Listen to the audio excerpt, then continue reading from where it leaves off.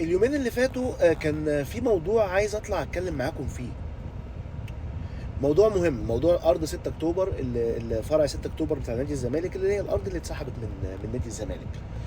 سامحوني ان انا هطول شويه وممكن اتنرفز شويه، انا اسف لكل الناس اللي بتتابعني. دلوقتي الزمالك يا جماعه هو اللي حيلته في الموضوع كله، في المنظومه كلها، في المعادله كلها، هو جمهوره. الزمالك اللي حيلته هو جمهوره. ما ينفعش يا جماعه يبقى السوشيال ميديا الزملكاويه وكل الجستات بتاعت صحابنا واخواتنا الزملكاويه كلها مشاكل وكلها نقد وكلها عباره عن فلان هو السبب، لا فلان هو السبب، الاداره الفاشله هي اللي ما بانتش. يا جماعه هو انتم مش شايفين النحله اللي دايره؟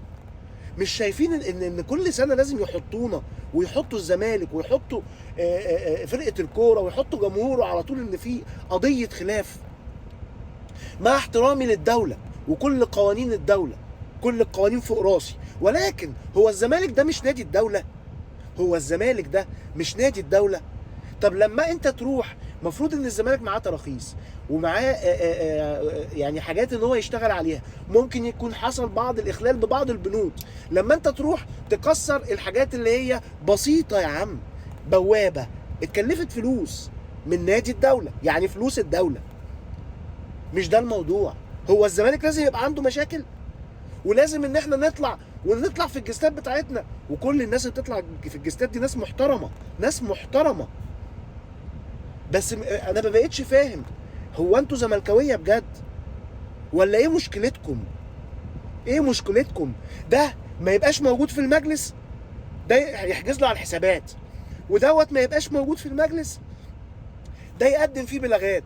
ده الكلام اللي بيتقال، انا ما اعرفش ايه الصح وايه الغلط. انا اللي اعرفه هو الزمالك. عندنا ماتش النهارده كمان شويه، ماتش الزمالك النهارده كمان شويه.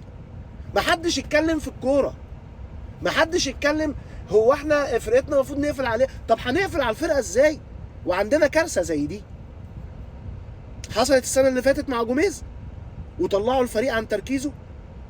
جوميز لو كان كمل السنه اللي فاتت كنت ممكن تاخد دوري، كنت ممكن هنقول تاني دوري يعني بالقليل، وكنت هتاخد الكاس زي ما انت خدت الكاس، وكنت هتاخد الكونفدراليه، وكان زمانك كمان كام يوم هتلعب سوبر افريقي، كمان كام يوم هتلعب سوبر افريقي قدام بيراميدز وكنت هتكسبه.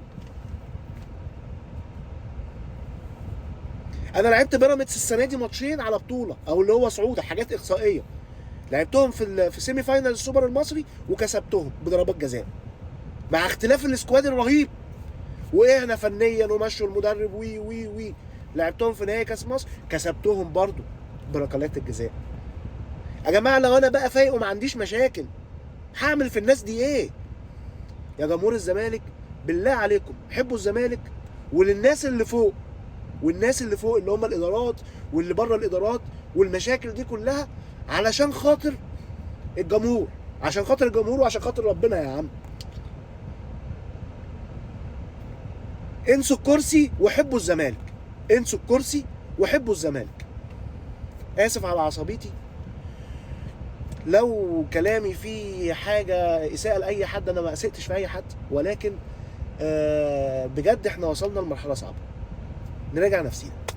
شكرا.